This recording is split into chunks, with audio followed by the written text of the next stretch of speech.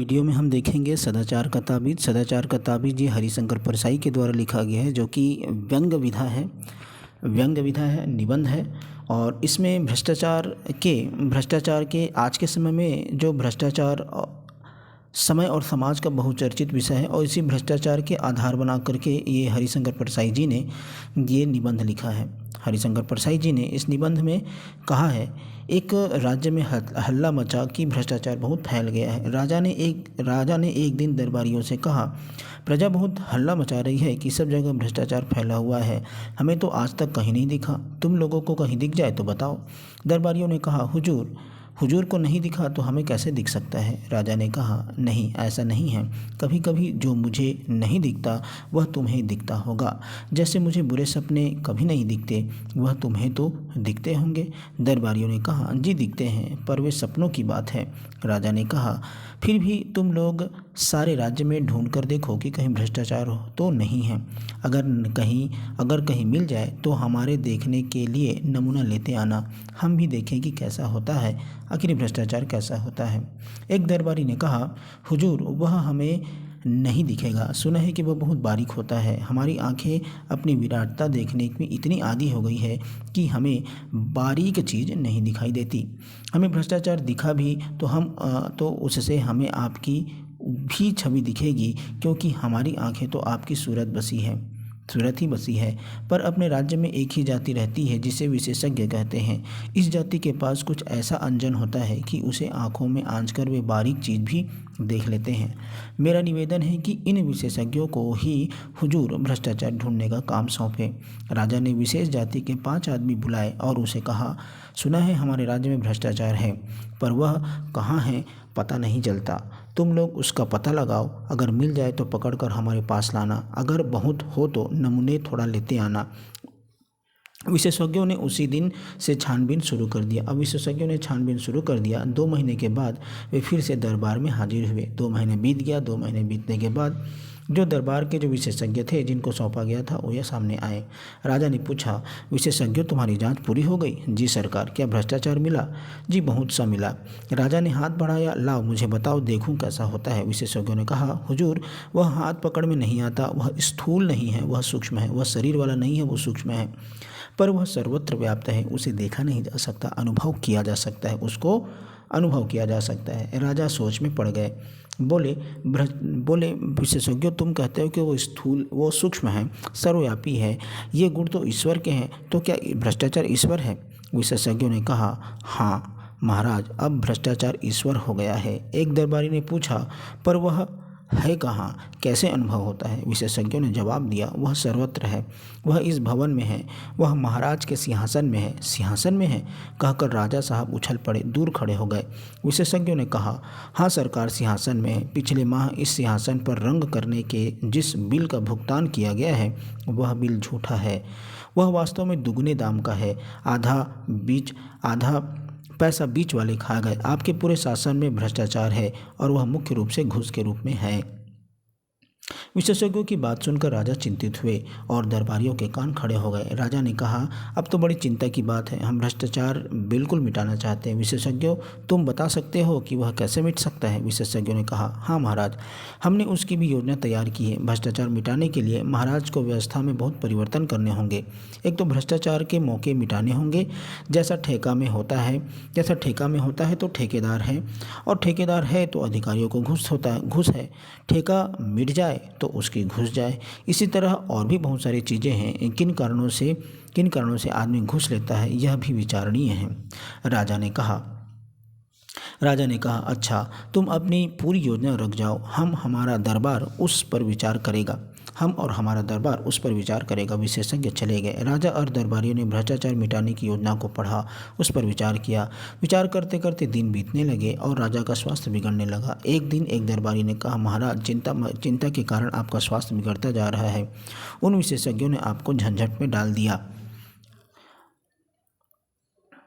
राजा ने कहा, हाँ मुझे नींद नहीं आती।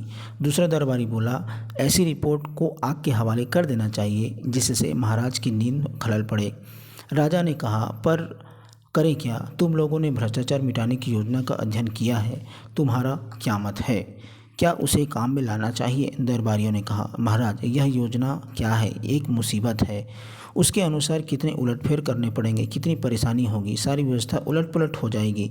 जो चला आ रहा है उसे बदलने से नई नई कठिनाइयाँ पैदा हो सकती है। हमें तो कोई ऐसी तरकीब चाहिए जिससे बिना कुछ उलट फेर किए भ्रष्टाचार मिट जाए।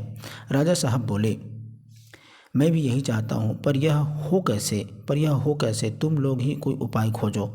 एक दिन दरबारियों ने राजा के सामने एक साधु को पेश किया और कहा, महाराज, कंदराम की तपस्या करते हुए एक महान साधक को हम ले आए हैं। इन्होंने सदाचार का ताबीज बनाया है। वह मंत्रों से सिद्ध है और उसके बांधने से आदमी एकाएक सदाचारी हो जाता है। साधु ने अपने झोले में से एक ताबीज निकालकर राजा को दिया। राजा ने उसे देखा, बोले, हे साधु, इस ताबीज के विषय में मुझे विस्तार से बताओ, जिससे आदमी सदाचारी कैसे हो जाता है। साधु ने कहा, महाराज, भ्रष्टाचार और सदाचार मनुष्य की आत्मा में होता है, बाहर से नहीं होता। विधाता जब मनुष्य को बनाता है तब किसी की आत्मा में ईमान की कल फिट कर देता है और किसी की आत्मा में बेईमानी की। इस कल में से ईमान या बेईमानी के स्वर निकलते हैं, जिन्हें आत्मा की पुकार कहते हैं। आत्मा की पुकार के अनुसार ही आदमी काम करता है। प्रश्न यह है कि जिनकी आत्मा से बेईमानी के स्वर निकलते हैं, उन्हें दबाकर ईमानदारी के स्वर कैसे निकाले जाए।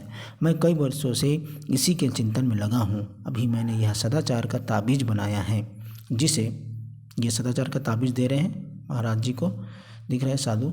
मैंने सदाचार का ताबीज बनाया है। आदमी की भुजा पर यह बंधा होगा, वह सदाचारी हो जाएगा। मैंने कुत्ते का भी प्रयोग यह किया है। यह ताबीज गले में बांध देने से कुत्ता भी रोटी नहीं चुराता। बात यह है कि ताबीज में से भी सदाचार के स्वर निकलते हैं। जब किसी की आत्मा बेईमानी के स्वर निकलने लगती है, तब यह ताबीज की शक्ति उस आत्मा का गला घोंट देती है और आदमी को ताबीज के ईमान के स्वर सुनने पड़ते हैं। वह इन स्वरों को आत्मा की पुकार समझकर सदाचार की ओर प्रेरित होता है। यह ताबीज का गुण है महाराज। दरबार में हलचल मच गई। दरबारी उठकर ताबीज को देखने लगे। राजा ने खुश होकर कहा, मुझे नहीं मालूम था कि मेरे राज्य में चमत्कारू साधु भी हैं। महात्मन, हम आपके बहुत आभारी हैं। आपने हमारा कष्ट हर लिया। हम सर्वव्यापी भ्रष्टाचार से बहुत परेशान हैं, मगर हमें लाखों नहीं करोड़ों में ताबीज चाहिए। हम राज्य की ओर से ताबीज़ों के कारखाना खोल देते हैं। आप उसके जनरल मैनेजर बन जाएं और अपनी देख रेख में बढ़िया ताबीज बनवाएं। एक मंत्री ने कहा, महाराज, झंझट में क्यों पड़े हो?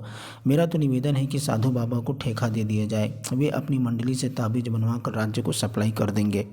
राजा को यह सुझाव पसंद आया। साधु को ताबीज बनाने का ठेका दे दिया गया। उसी समय उन्हें 5 करोड़ रुपए कारखाने के लिए पेशगी मिल गए। राज्य के अखबारों में अखबारें छपी। सदाचार के ताबीज की खोज। ताबीज बनाने का कारखाना खुला। ये न्यूज़पेपर में आ गया। लाखों के ताबीज बन गए। सरकार के हुक्म से हर सरकारी कर्मचारी की भुजा पर एक एक ताबीज बांध दिया गया। भ्रष्टाचार की समस्या का ऐसा सरल हल निकल आने से राजा और दरबारी खुश थे। एक दिन राजा की उत्सुकता जागी। सोचा, देखें तो यह ताबीज कैसे काम करता है। वह वेश बदलकर कार्यालय गए। उस दिन 2 तारीख था और 1 तारीख को तनख्वाह मिलता है। एक दिन पहले ही तनख्वाह मिली थी।